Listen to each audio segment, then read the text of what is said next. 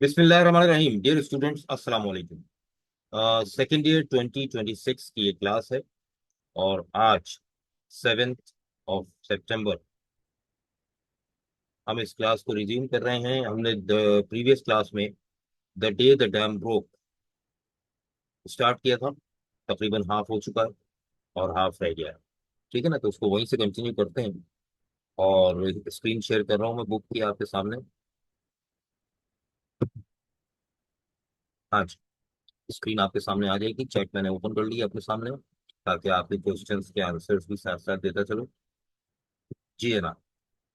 ठीक है। हाँ। तो हमने यहाँ ईस्ट साइड तक पढ़ा था। पेज नंबर 152 का लास्ट पैराग्राफ है।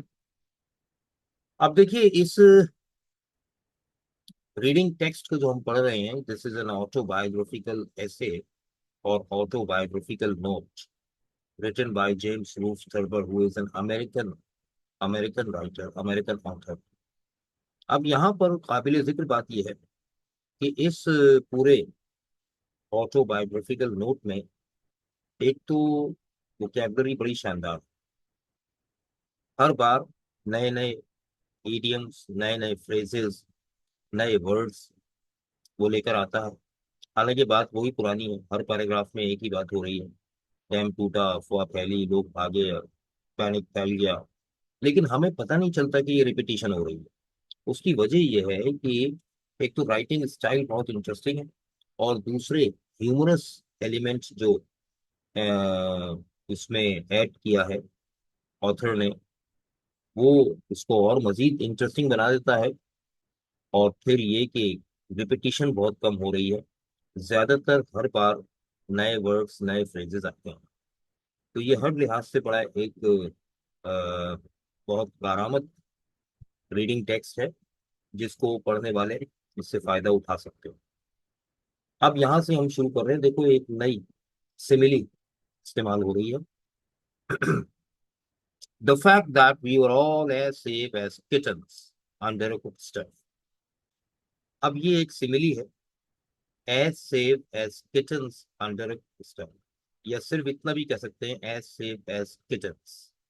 और मुझे और YouTube पर देखने वालों के लिए अर्ज ये है कि सेकेंड ईयर की ऑनलाइन क्लास है। जो लोग एडमिशन लेना चाहते हैं, एडमिशन ओपन है। और हर लेक्चर रिकॉर्ड होता है, रिकॉर्डेड फॉर्म में मिल जाता है। हर लेक्चर लाइव होता है, लाइव लेक्चर रिकॉर्ड भी होता है, बाद में उसके रिकॉर्डेड फॉर्म में भी आपको प्रोवाइड कर दिया जाता है ताकि आप रिवाइज करना चाहें जितनी मरतबा वो कर सकें, या जिनका लेक्चर किसी वजह से निकल गया है वो बाद में देख सकें। ठीक है ना? फी स्ट्रक्चर वगैरह के लिए आप डिस्क्रिप्शन में मेरा फ़ोन नंबर देख लेंगे तो एडमिशन की तमाम मालूमात मैं आपको प्रोवाइड कर दूंगा उसमें। मीनिंग क्या है इसकी? तो देखिए, सिमिलीज का ट्रांसलेशन नहीं हो, एक्सप्लेन की जा सकती है। ठीक है ना? तो मैं एक्सप्लेन कर देता हूँ। इसको एक्सप्लेन करने का तरीका ये है। असल में ये उस वक्त इस्तेमाल की जाती है when you are completely safe, there is no danger, no threat,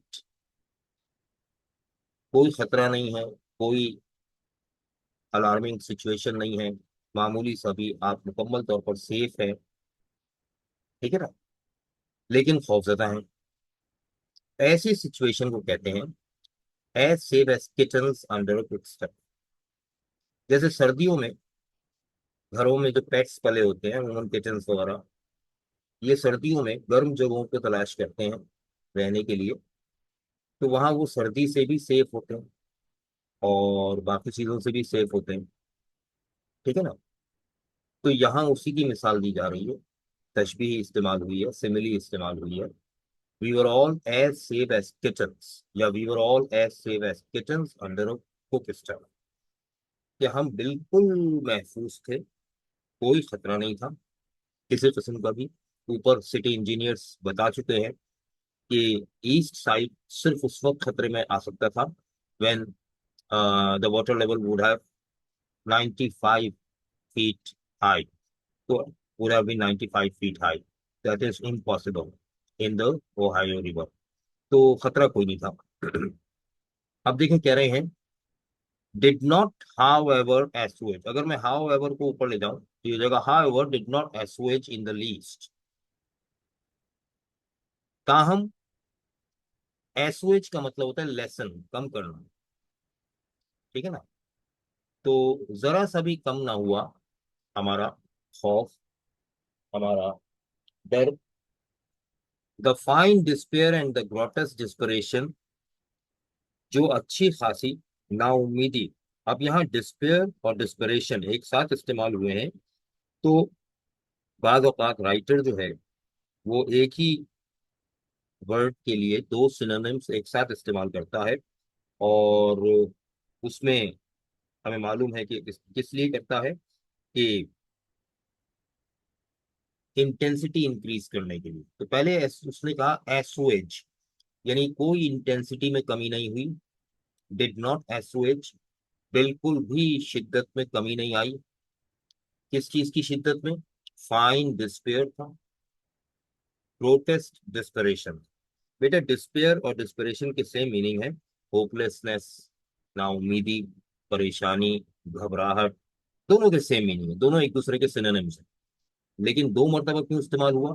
मैंने कहा ना, इंटेंसिटी इंक्रीज करने का। अब जो ग्रोटेस्क का वर्ड इस्तेमाल हुआ है, ग्रोटेस्क का वर्ड जो है ये इस्तेमाल हुआ है किन मानों में? बहुत ही बुरा, अनप्लीजिंग, नाखुशगवार।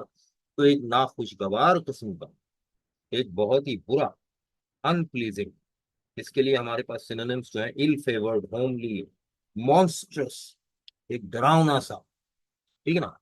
तो एक बहुत ही बुरा, नाखुशगवार, डरावना सा, परेशानी और घबराहट का मिला जुला जो था वो कैफियत थी, जिसमें एसवेज, डिड नॉट एसवेज, कमी नहीं हुई, उसकी शिद्दत में कमी नहीं हुई, इन द लीस्ट, जर्रा बराबर भी। हालांकि हम महफूज थे, खतरा कोई नहीं था, ठीक है ना। ईस्ट साइड वाले जानते थे कि हम महफूज हैं, खतरा कोई नहीं है, सिटी इंजीनियर्स ने पॉइंट आउट भी किया, लेकिन फिर भी वो खौफ और वो दहशत वो घबराहट कम नहीं। Which seized upon the residents of the east side, जो जिसने आ घेरा था। सीज अपॉन का मतलब होता है जिसने कैप्चर कर लिया था, जिसने घेर लिया था, लपेट में ले लिया था अपनी। The residents of the east side, मशरिक की तरफ रहने वाले लोगों को। When the cry spread like a grass fire, जब ये जंगल की आग फैली, जंगल की आग की तरह खबर फैली, ये चीखो पुकार फैली। क्राई कहते हैं चीखो पुकार को। जब ये चीखो पुकार जंगल की आग की तरह फैल गई। अब देखो यहाँ पे सिमिली इस्तेमाल हुई है, लाइक अ ग्रास फायर, जबकि उर्दू में मैं तर्जुमा कुछ और कर रहा हूँ, जंगल की आग की तरह। तो सिमिलीज का ट्रांसलेशन नहीं होता, उसके पैरेलल हमारे यहाँ कौन सी तशबीहात इस्तेमाल होती हैं, हम वो उसके पैरेलल ले आते हैं। तो लाइक अ ग्रास फायर का मतलब हरगिज ये नहीं है कि घास की आग की तरह।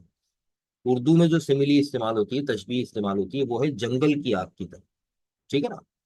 तो when the cry spread like a grass fire, जब ये चीखो पुकार जंगल की आग की तरह फैल गई, that the dam had given way, कि डैम टूट गया है। अब ये जो गिवन वे इस्तेमाल हुआ है, गिव वे जो है ये फ्रेजल वर्ब है।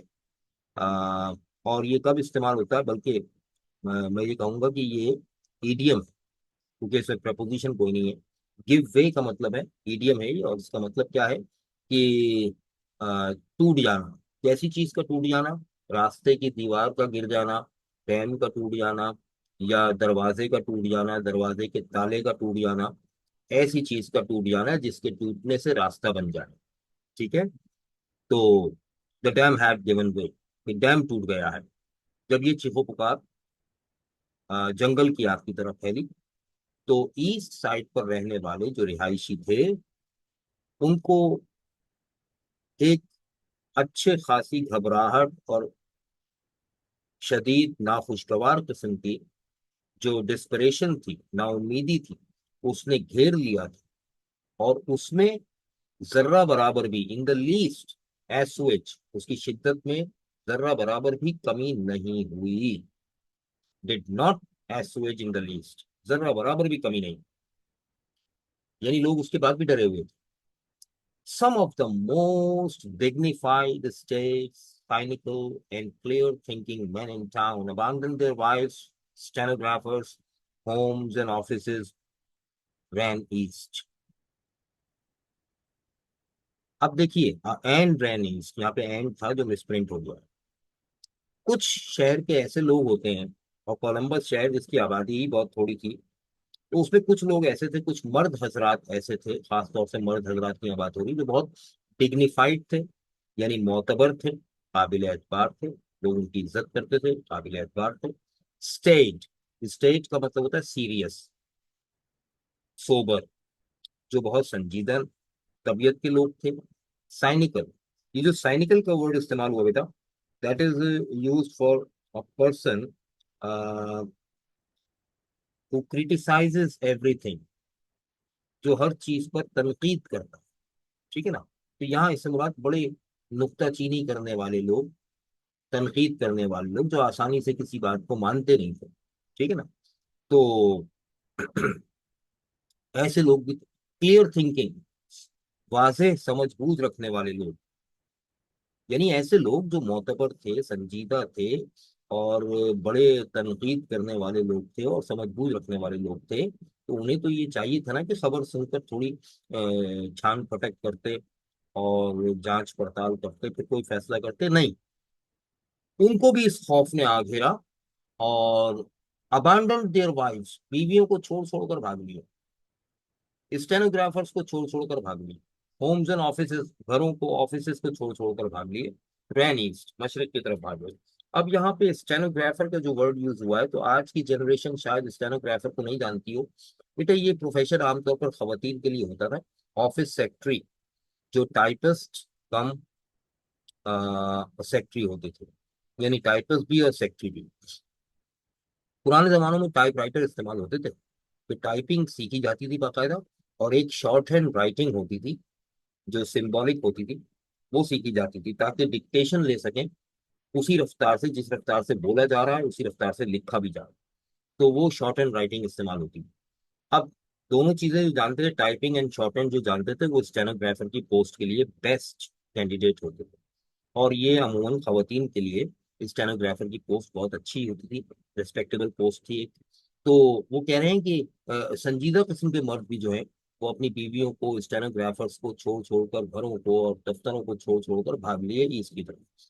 There are few alarms in the world more terrifying than the dam has broken. असल में दुनिया में बहुत कम ऐलानात ऐसे होंगे जो इतने खौफनाक होंगे कि डैम टूट गया है। There are few persons capable of stopping to reason when that clarion cry strikes upon their ears. और शायद ही कोई हो, यहाँ अ फ्यू नहीं है, फ्यू है, इसका मतलब ना होने के बराबर। शायद ही कोई हो जो इस काबिल हो के रुक कर वजह मालूम करे भागने की। When that Clarion cry strikes upon their years, जब ये खौफनाक चीखों पुकार उनके कानों से टकराती है कि डैम टूट गया है। Every person who lives in towns no near than 500 miles to a dam, हर शख्स भागने लगता है। Even person who live in towns no near than 500 miles to a dam, यहाँ तक कि वो लोग जो किसी डैम से 500 मील के फासले पर रहते हैं, वो भी भागना शुरू कर देते हैं। The Columbus Ohio broken dam rumour began, Columbus शहर में, ओहायो स्टेट में डैम टूटने की अफवाह बुरी तरह से फैल गई। एज आई रिकॉल इट, जहां तक मुझे याद पड़ता है, अबाउट नून ऑफ 12 मार्च 1913, 12 मार्च 1913 की दोपहर का वाकया है। High street, the main canyon of trade. High street जो मेन कैनियन ऑफ ट्रेड है बेटा, कैनियन ऑफ ट्रेड किसे कहते हैं? कैनियन का मतलब होता है channel, the main channel of trade. ठीक है ना? तो जाहिर है कि जहां पर बाजार होगा, शहर का सदर बाजार होगा, वो कारोबार का की असल शाहराह होगी। वहीं से सारे कारोबारी लोग गुजरते हैं, सारा कारोबारी माल गुजरता है, तो वो मेन चैनल ऑफ ट्रेड है, मेन कैनियन ऑफ ट्रेड है, तिजारती मरकज है वो। तो अब वहां क्या हो रहा था? सबसे ज्यादा लोग वहीं होंगे जाहिर। was loud with the placid hum of business। ये मैंने हम जो लंबा करके पढ़ा है समझाने के लिए, कि वो जगह जो थी, हाई स्ट्रीट जो थी, वो एक पुरसुकून भिनभिनाहट, कारोबार की एक पुरसुकून शोर वहाँ फैला हुआ। जैसे बाजारों में एक भिनभिनाहट सी, ना समझ में आने वाला शोर होता है, हल्का हल्का सा, धीमा धीमा सा, पुरसुकून, प्लेसिड, पीसफुल नॉइस था। अब नॉइस के लिए उन्होंने या चीखो पुकार के लिए उन्होंने हमिंग का वर्ड इस्तेमाल किया। हमिंग वैसे भिनभिनाहट को कहते हैं। इंटेंसिटीज का फर्क है, अल्फाज बहुत सारे आएंगे। पहले क्राई का, फिर स्क्रीमिंग का। स्क्रीम का मतलब भी चीखो पुकार है, हम का मतलब भी शोर है हल्का फुल्का। And the buzzing of placid businessman. अब बजिंग क्या है? बजिंग चीखो पुकार है, आवाजें लगाना। तो बाजार में, कारोबार में जाहिर है कि दुकानदार और ठेले वाले और ये लोग आवाजें लगा रहे होते हैं। ये है बजिंग ऑफ प्लेसेड बिजनेसमैन। कारोबारी लोग जो बड़े पुरसुकून थे और बड़े आराम से आवाजें लगा रहे थे। आर्ग्यूइंग, कहीं पर बहस हो रही थी। कंप्यूटिंग, कहीं पर हिसाब किताब लग रहा था। विजलिंग, कहीं पर कस्टमर्स को बड़े प्यार से घेरा जा रहा था। एक तो मार्केटिंग होती, एक विजलिंग होती है ना, मक्खन लगाकर, है ना, बड़े सॉफ्ट वर्ड्स में घेरने को कहते हैं। ऑफरिंग, कहीं दाम लगाए जा रहे थे। रिफ्यूजिंग, कहीं इनकार हो रहा था। एंड कॉम्प्रोमाइजिंग, कहीं पर समझौता हो रहा था, सौदेबाजी हो रही। जाहिर है बाजार में यही सारी एक्टिविटीज चारों तरफ हो रही होती हैं। अब डेरियस कनिंगवे, डेरियस कनिंगवे जो है, ये नाम है एक शख्स का। One of the foremost corporation lawyers in the Middle West. शहर के वस्ती मगरबी इलाके, दरमियानी जो शहर का मिडिल वेस्ट है, वहां पर ये पुराने, बहुत इब्तदाई जमाने के फोरमोस्ट जो कॉरपोरेशन लॉयर्स थे उनमें से एक है। कॉरपोरेशन लॉयर किसे कहते हैं बेटा? 1913 में कॉरपोरेशन लॉयर्स कौन होते थे? जैसे आज आपके यहाँ यूसी चेयरमैन या काउंसलर्स होते हैं। तो काउंसलर का मतलब क्या होता है? लॉयर होता है, ठीक है ना। तो काउंसलर्स या लॉयर्स जो है, अब ये कॉरपोरेशन लॉयर क्या चीज है इसको समझ लीजिए। तो जो काम हमारे इलाके में काउंसलर करते हैं इलाके के, कोई कॉर्पोरेशन लॉयर, वहाँ कॉर्पोरेशन लॉयर कहलाते थे, हमारे यहाँ काउंसलर कहलाते हैं। ये दरअसल वकील ही तो होते हैं जो आवाम की तरफ से वकालत करते हैं हुकूमत के सामने और आवाम के मसाइल हल करवाते हैं। अब 1913 में तरीक़ेकार बड़ा आम सा था कि महीने में, हफ्ते में एक बार जो है वो पब्लिक यूटिलिटीज कमीशन वाले आ जाते थे, जो पब्लिक यूटिलिटीज प्रोवाइड करते हैं, यानी असराफ आम, यानी आम लोगों के इस्तेमाल की चीजें लाइक बिजली, पानी, गैस वगैरह वगैरह। तो ये हुकूमती इदारा है, पब्लिक यूटिलिटीज कमीशन। अब ये स्टेज पर बैठे हैं जो कमिश्नर्स हैं, पब्लिक यूटिलिटीज कमिश्नर्स हैं। और डेरियस कनिंगवे स्टेज पर ही खड़े होकर आवाम के मसाइल पेश कर रहा है उनके सामने। और आवाम जो है रश लगाकर सामने खड़ी है, एक जलसा सा हो रहा है छोटा सा। ये तरीक़ाकार था 1913। अब यकीनन ये तरीक़ाकार नहीं है। तो was telling the Public Utilities Commission in the language of Julius Caesar. वो जूलियस सीजर बना हुआ था, जूलियस सीजर की जुबान में पब्लिक यूटिलिटीज कमीशन को बता रहा था, उनके सामने तकरीर पेश कर रहा, यानी अवाम के मसाइल बता रहा। अब जूलियस सीजर कौन है बेटे? कदीम रोमन एम्पायर जो थी, रोम की सल्तनत, उसका एक बादशाह था, जूलियस सीजर नाम है उसका। ऑगस्टस सीजर सबसे पहला बादशाह था, और उसके बाद ऑक्टेवियस सीजर और फिर जूलियस सीजर। जूलियस सीजर जो है, ये, इसके बारे में बड़ा मशहूर है कि दुनिया के जो one of the most perfect and best orators हैं इन द वर्ल्ड हिस्ट्री, दुनिया की तारीख में जो परफेक्ट और बेस्ट ओरेटर्स गुजरे हैं, ओरेटर कहते हैं बोलने वाले, मुकर्रिर, तकरीर करने वाले, उनमें इसका शुमार होता था, बल्कि होता है। बल्कि शेक्सपियर ने तो इसके बारे में, इसके ऊपर पूरा प्ले लिखा है, और उसके बारे में यहाँ तक कहा है कि ही केम, ही सॉ, ही कॉन्कर्ड। उसने आया, वो आया और उसने एक निगाह डाली और फतह कर लिया। ठीक है ना। वो जब तकरीर करता था तो शोला बयानी के साथ सुनने वालों के जज्बात में आग भड़का दिया करता था, शोले भड़का दिया करता था। आज टेरियस कनिंगवे जो कॉरपोरेशन लॉयर है, बड़ा पुराना मंझा हुआ, पब्लिक यूटिलिटीज कमीशन के सामने ऐसे तकरीर कर रहा है जैसे वो जूलियस सीजर हो, यानी शोला बयानी के साथ तकरीर कर रहा है। ठीक। That they might as well try to move the northern star as to move him. क्या आज उसे यहां से हिलाना इतना ही नामुमकिन है जितना नॉर्थ स्टार को उसकी जगह से हिलाना? नॉर्थ स्टार आसमान में कुतुब सितारा होता है जो समत पहचानने के लिए इस्तेमाल होता है, डायरेक्शन पहचानने के लिए इस्तेमाल होता है। हमेशा नॉर्थ में मिलेगा, एक ही जगह मिलेगा, इसकी कभी जगह तब्दील नहीं होती। इसलिए यहाँ कहा जा रहा है कि जैसे नॉर्दर्न स्टार को उसकी जगह से हिलाना नामुमकिन है, ऐसे आज मैं यहाँ से नहीं हिलूंगा अवाम के मसाइल हल किए करवाए बगैर। Other man were making the little boost, the little gestures, दूसरे लोग जो थे अप्लॉस कर रहे थे। आप बूस्ट कहते हैं अप्लॉस को, तारीफ को, दाद दे रहे थे और हाथ उठा उठा के इशारे कर रहे थे, लिटिल जेस्टर्स। सडनली, अचानक, somebody began to run। अचानक इस हुजूम में से किसी ने भागना शुरू कर दिया। It may be that he had simply remembered all of a moment an engagement to meet his wife, for which he was now frightfully late।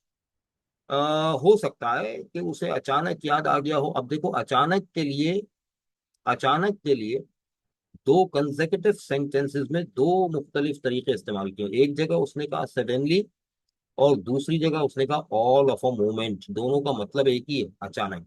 ये खूबी है राइटर की। तो अचानक उसे याद आ गया हो कि उसे तो बीवी से मुलाकात करनी थी। अब ये बीवी से मुलाकात करने का क्या चक्कर है भाई, तो सुन लो जरा। बात यह है कि कोलंबस सिटी बहुत छोटा शहर था 1913 में। अब तो बहुत बड़ा शहर है। तो इतना छोटा शहर था कि हर चीज वॉकिंग डिस्टेंस पर ही थी। कुछ लोगों के पास घोड़े थे, वो घोड़ों पर सफर करते थे, ज्यादातर लोग जो थे वो पैदल सफर करने वाले थे। और बहुत चंद लोग ऐसे थे जिनके पास कारें थी। कार्स बहुत कम थे, मोटर कार्स नई नई चीज थी कार उस जमाने में। अक्सर इलेक्ट्रिक ट्राम में सफर करते थे। इलेक्ट्रिक ट्राम जो है वो इतना स्लो चलती थी कि अगर आप एक जगह से दूसरी जगह जा रहे हैं तो पैदल भी जा सकते हैं। अगर पैदल 10 मिनट में जाते हैं तो इलेक्ट्रिक ट्राम की मदद से 5 मिनट में चले जाएंगे। बस इतना फर्क पड़ता था, ज्यादा फर्क नहीं पड़ता था। तो लेकिन लोग इसमें सफर इसलिए करते थे कि थकन से बच जाएंगे। ठीक है ना। तो जनाब यहाँ पर वो कह रहे हैं कि, एक सेकंड, हाँ, यहाँ वो कह रहे हैं कि शायद वो अपनी बीवी से मुलाकात के लिए अचानक याद आ गया उसे। तो उसकी वजह ये है कि वेस्टर्न कल्चर है, वर्किंग हस्बैंड वर्किंग वाइफ। अब सुबह ब्रेकफास्ट दोनों ने साथ मिलकर कर लिया। हस्बैंड अपने ऑफिस चले गए, वाइफ अपनी ऑफिस चली गई। दोनों ने ये तय कर लिया था ब्रेकफास्ट के दौरान ही कि फला रेस्टोरेंट में आ जाना भाई, लंच टाइम में दोनों मिलकर लंच कर लेंगे, फिर अपने अपने ऑफिस चले जाएंगे। तो एक छोटे कम आबादी वाले शहर में ऐसा करना मुमकिन है। तो हो सकता है कि उसे याद आ गया हो कि लंच टाइम हो गया है, बेगम इंतजार कर रही होंगी, जिसके लिए वो फ्राइटफुली लेट, खौफनाक हद तक लेट हो गया था। वट एवर इट वॉज, भाई कुछ भी हुआ हो, ही रैन ईस्ट ऑन ब्रॉड स्ट्रीट, वो भागा ब्रॉड स्ट्रीट पर ईस्ट की जानिब था। Probably towards the Maramor restaurant, for favorite place for a man to meet his wife। मुमकिन है कि मैरामोर रेस्टोरेंट की तरफ भागा हो, क्योंकि उस डायरेक्शन में तो वही है। और ये बेहतरीन प्लेस है हस्बैंड वाइफ के लिए लंच टाइम पर मुलाकात करने की। somebody else began to run, इतने में किसी और ने भी अचानक भागना शुरू कर दिया। Perhaps a newsboy in high spirits, शायद कोई अखबार वाला हो जो तेज रफ्तारी में जोश और खरोश में भागता हुआ गुजरा हो। Another man, एक और शख्स, a portly gentleman of affairs, जो बज़ाहिर बड़ा शरीफ सा आदमी दिखाई देता था अपने मामलात में, broke into a trot। देखो उसने began to run इस्तेमाल नहीं किया, broke into a trot इस्तेमाल किया। तो रनिंग में और ब्रेक इनटू अ ट्रॉट में जरा सा फर्क है स्पीड का। ब्रेक इनटू अ ट्रॉट तेज तेज चलना है, ठीक है ना। तो वो भी तेज तेज चलते हुए तकरीबन भागता हुआ दिखाई दिया। इन साइड ऑफ 10 मिनट्स, 10 मिनट के अंदर अंदर, एवरीबडी ऑन हाई स्ट्रीट, हर एक हाई स्ट्रीट पर भागा चला चला जा रहा था। From the union depot to the courthouse, ये डेपो है बेटा, इस पे टी साइलेंट होता है। डेपो कहते हैं ऐसी जगह को जहां गोदाम हो, जखीरा हो। यूनियन डेपो से लेकर कोर्ट हाउस तक, ये दो मुख्तलिफ प्लेसेस के नाम है। वॉज रनिंग, सब भागे चले जा रहे हैं। ये मॉब साइकोलॉजी है। मॉब साइकोलॉजी क्या होती है कि जनाब एक भागा, दूसरा भागा, तीसरा भागा, तो सबने ही भागना शुरू कर दिया। अ लाउड मम्बल, अब देखो पहले हम आया था, फिर बजिंग आया था, सबसे पहले आया था क्राई, फिर आया था स्क्रीम, फिर आया हमिंग, फिर आया बजिंग, और अब आया मम्बल। मम्बल भी ना समझ में आने वाला है, शोर, बुड़बुड़ाहट, ठीक है ना, चीखो पुकार। Gradually crystallised, gradually means slowly slowly, Aahista Aahista, step by step, crystallised हो गई, क्लियर हो गई, वाजे हो गई। एक ना समझ में आने वाला बुलंद शोर था जो आहिस्ता आहिस्ता आहिस्ता आहिस्ता छन कर क्रिस्टलाइज होके सामने आया, फिल्टर होके सामने आया इनटू अ ड्रैट वर्ड, एक खौफनाक लफ्ज की शक्ल में। देखो, खौफनाक के लिए पहले आया था फ्राइटफुल, अब आया है इसी पैराग्राफ में एक फ्राइटफुल आया था और अब क्या आया है, ड्रेड, एक खौफनाक लफ्ज की शक्ल में। वो लफ्ज क्या था, डैम। अब देखो, यहां पर राइटर ने थोड़ा सा हिंट दे दिया है कि अगर किसी को कुछ याद आया कि भाई ओहो वाइफ इंतजार कर रही है, उसने घड़ी देखी, लेट हो गया, उसने कहा डैम, ओ डैम, ये कहकर वो भागा। उसने कहा था डैम कौन सा वाला, लानत है। लोगों ने सुना डैम कौन सा वाला, वो जो दरिया पे होता है। तो ये मिसअंडरस्टैंडिंग हो सकता है इस तरह से क्रिएट हुई हो। तो उसने इस तरह से कहा, the dam has broke. The fear was put into words by a little old lady in an electric, or by a traffic cop, or by a small boy. अब तीन पॉसिबिलिटीज बताई उसने, लोगों के तजुर्बात जो अपने खतों के जरिए लोगों ने जेम्स ब्रूस थर्बर को पेरिस भेजे थे, उन सब से जो उसने मवाद इकट्ठा किया है उसकी मदद से उसने ये लिखा है। तो अंदाजा ये लगाया कि शायद कोई छोटे कद की बूढ़ी औरत थी जो इलेक्ट्रिक में बैठी थी। अब इलेक्ट्रिक से मुराद इलेक्ट्रिक ट्राम है। इलेक्ट्रिक ट्राम मैंने बताया, ट्राम जो है ट्रेन की तरह कैरेजेस होते हैं, उसमें डब्बे होते हैं, दो पटरियों पे चलती है और ऊपर एक बिजली के तार में हुक लगा हुआ होता है, तो उसमें चिंगारियां निकल रही होती है, तो इस तरह से ट्रेवलिंग हो रही होती है, ठीक है ना। अब चूंकि वो ओपन होती है, कवर्ड नहीं होती, इसलिए अब एक छोटे कद की बूढ़ी औरत जो ट्राम में बैठी थी, उसने इस खौफ को, इस फियर को अल्फाज की शक्ल दे दी, ये कहकर के डैम टूट गया, द डैम हैज ब्रोक। बस, अफवाह फैल गई। दूसरी पॉसिबिलिटी ये है कि बाय ट्रैफिक कॉप। अब ट्रैफिक कॉप से क्या मुराद है, ट्रैफिक कॉप, बेटे कॉप जो है ना, ये कंप्लीट वर्ड हुआ करता था कॉपर। बहुत पुराने जमानों में जब काउ बॉयज का दौर था, घोड़ों पर सवार काउ बॉयज जो है वो हुआ करते थे यूरोप में और अमेरिका में। तो जाहिर है कि उस जमाने में उनके यहाँ पुलिस कानून कोर्ट कचहरी का रिवाज ही नहीं था। तो उन्होंने अपने यहाँ निजाम इस तरह से बनाया कि जो काउ बॉयज बड़े बदमाश किस्म के होते थे, वो उनको सरकारी मुलाजिम रख लिया करते थे और उनको तांबे का बड़ा सा स्टार बैज यहाँ लगाने के लिए, सीने पे लगाने के लिए दिया करते थे, जिसके ऊपर लिखा होता था शेरिफ। अब इससे क्या होता था कि अब वो जो है कोतवाल बन गए जनाब, पूरे शहर के थानेदार बन गए। वो जिसको भी गलत करता हुआ देखेंगे पकड़ लेंगे। तो जब आप चोर को चौकीदार बना देंगे तो चोरी कौन करेगा। तो ये निजाम था उनके। फिर आहिस्ता आहिस्ता ये निजाम बदलते बदलते जो है वो आ, पुलिस का निजाम बना, कोर्ट बने, अदालतें बनी, सजाएं कानून सब कुछ हो गया। तो शुरू में इस कॉपर बैच को की वजह से उस शख्स को कॉपर मैन कहा जाता था जो ये पहनता था। और समझ जाते थे ये कॉपर मैन का मतलब है कि सरकारी आदमी है जिसने कॉपर बैच लगा रखा है और वो गिरफ्तार करने की जो है वो उसका उसकी उसे इजाजत इख्तियार है। तो बाद में ये कॉपर बैच जो है, अब तक आज तक आप अमेरिका की पुलिस देख लें या यूरोप की किसी भी मुल्क की पुलिस देख लें, उसमें ये कॉपर का बैज स्टार लाइक जरूर होता है जिसके ऊपर शेरिफ लिखा होता है। अब ये पूरे वेस्टर्न कंट्रीज में आपको मिलेगा। तो ये असल में स्टार्टिंग में इस तरह से स्टार्ट हुआ। फिर ये कॉपर का वर्ड जो है ये शॉर्ट फॉर्म बन गया कॉप, पुलिसमैन के लिए। और अभी तक ये कॉप इस्तेमाल, ट्रैफिक कॉप का मतलब है ट्रैफिक पुलिसमैन। अब ट्रैफिक पुलिसमैन का काम तो खबरें फैलाना नहीं होता। हाँ, अब नहीं होता। बेटा पहले जमानों में जो है वो थोड़ा सा भी पढ़ा लिखा होता था तो या तो पुलिस में चला जाता था या पोस्ट ऑफिस में चला जाता था। पोस्ट ऑफिस में जाकर वो पोस्टमैन बन जाता था अगर उसे लिखना पढ़ना आता है तो, या ट्रैफिक पुलिसमैन बन जाता था। तो उसमें होता ये था कि जैसे पोस्टमैन का काम अभी भी गांव देहातों में, पुराने गांव देहातों में अभी भी पोस्टमैन का एक काम तो ये होता है खत ले जाना, खत लेकर आना। लेकिन एक इजाफी काम लोग उसके जिम्मे लगा देते हैं। वो क्या है कि लोग चूंकि पढ़े लिखे नहीं होते तो वो उनसे कहते हैं भाई खत पढ़ के भी सुना दो। तो पोस्टमैन पूरा खत पढ़ के सुनाता है मुफ्त में। और फिर उसका जवाब भी लिख दो, तो पोस्टमैन ही उसका जवाब भी लिखता है पूछ पूछ के, ठीक है ना। तो डिक्टेट किया जाता है उसे। तो यूं पोस्टमैन का ये इजाफी काम होता है, जिसकी वजह से पोस्टमैन की बड़ी पूरे गांव में बड़ी इज्जत हो जाती है, और हर एक बड़ी इज्जत करता है उसकी, क्योंकि वो हर घर के खानदान के हालात जानता है। इसी तरह से ट्रैफिक कॉप हुआ करता था। कोलंबस जैसे छोटे से शहर में एक चौराहा है, सारी सड़कें वहीं घूम कर आती हैं। अब उस चौराहे पर वो खड़ा रहता है रोजाना सवेरे सवेरे, ट्रैफिक कंट्रोल कर रहा होता है। सारा शहर उसे रोज देखता है, सब उसे जानते हैं। वो सारे शहर को रोज देखता है, सबको जानता है। तो अगर कोई ऐलान करवाना है तो भाई चलते चलते उसको कह दिया, भाई ये ऐलान कर देना जरा, बस।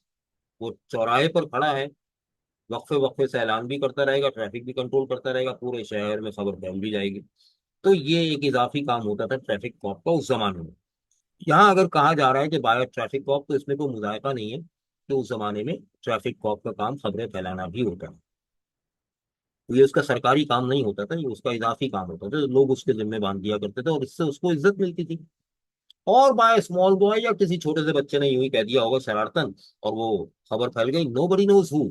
वो ये नहीं जानता था कि ये खबर किसने फैलाई है, ये अफवाह किसने फैलाई है। ना does it now really matter, और ना ही अब ये कोई मसला रहा था, क्योंकि सब भाग रहे थे। 2000 people were abruptly in full flight. 2000 अफराद अपनी पूरी रफ्तार में आ गए थे अचानक। अब देखो, अचानक के लिए इसी पैराग्राफ में पहले वर्ड यूज हुआ था सडनली, दूसरी बार ऑल ऑफ अ मोमेंट, और इसी पैराग्राफ में अचानक के लिए तीसरा वर्ड इस्तेमाल हुआ है एब्रप्टली। देखो, राइटर एक ही वर्ड 3 मरतबा इस्तेमाल नहीं कर रहा, तीनों दफा नए नए वर्ड्स लेकर आया है। इन फुल फ्लाइट, अब पहले कहा था रनिंग, फिर कहा स्ट्रीमिंग, अब कह रहे हैं इन फुल फ्लाइट। सबसे पहले कहा था फ्ली, फ्ली द हाउस, तो फ्ली का मतलब घर छोड़कर भागना, भागने के लिए फ्ली आया था। दूसरी मर्तबा रनिंग आया था। तीसरी मर्तबा स्ट्रीमिंग आया था, streaming by our house in wild panic. और अब आया क्या, in full flight. Meaning same है सबके, पूरी रफ्तार में भागना। 2000 अफराद अचानक पूरी रफ्तार में आ गए थे, यानी सबने भागना शुरू कर दिया था। Go east was the cry that arose, go east वो चीखो पुकार थी जो हर तरफ से उभर रही थी। East away from the river, क्योंकि ईस्ट दरिया से दूर भी है। ईस्ट टू सेफ्टी, बचने के लिए ईस्ट की तरफ भागा जाता है। गो ईस्ट गो ईस्ट गो ईस्ट, हर तरफ यही था। ठीक, चलो। अब नेक्स्ट क्लास में, अच्छा ये सामने तस्वीर में पैनिक दिखा भी रहे हैं, और बड़े सोबर किस्म के कोट पतलून वाले लोग भाग रहे हैं, ठीक है ना। नेक्स्ट क्लास में इंशाल्लाह कल हम यहीं से कंटिन्यू करेंगे। ये चैप्टर टाइम लेगा। देखिए, डिवोटेड फ्रेंड ने इतना टाइम नहीं लिया, 2 लेक्चर्स में खत्म हो। लेकिन ये जो रीडिंग टेक्स्ट है, ये टाइम इसलिए ले रहा है कि इसमें जगह जगह रुककर एक्सप्लेन करने की जरूरत पड़ती है, क्योंकि बहुत सारी चीजें आज के दौर में नहीं है, 1913 में थी। और बहुत सारी चीजें उस कल्चर में थी, हमारे कल्चर में नहीं है। ठीक है ना, अल्लाह का शुक्र है। तो इसलिए हमें हर चीज को एक्सप्लेन कर करके पढ़ना पड़ रहा है। ये रीडिंग टेक्स्ट टाइम लेगा। द डिवोटेड फ्रेंड ने बिल्कुल टाइम नहीं लिया था। आगे हम तीसरा रीडिंग टेक्स्ट पढ़ेंगे, तो वो भी इतना टाइम नहीं लेगा। लेकिन इसका हक है कि इसको इतना टाइम दिया जाए, इसलिए डिटेल में मैं इतना ज्यादा करवा रहा हूँ। दूसरी बात ये कि ये वोकैबलरी बड़े काम की है भाई। आपने सेकेंड ईयर के बाद एंट्री टेस्ट देना है यूनिवर्सिटीज का, ठीक है ना। तो बुक जो है, इसमें ओरिजिनल टेक्स्ट इसलिए डाला गया है ताकि एक्चुअल वोकैबलरी आपको मिले, जो एनईडी वगैरह के टेस्ट में भी आ सकती है, पॉसिबिलिटी है और आती रही है, ठीक है ना। तो इंशाल्लाह नेक्स्ट क्लास में हम यहीं से कंटिन्यू करेंगे। अपना फीडबैक दीजिएगा व्हाट्सएप पर मुझे,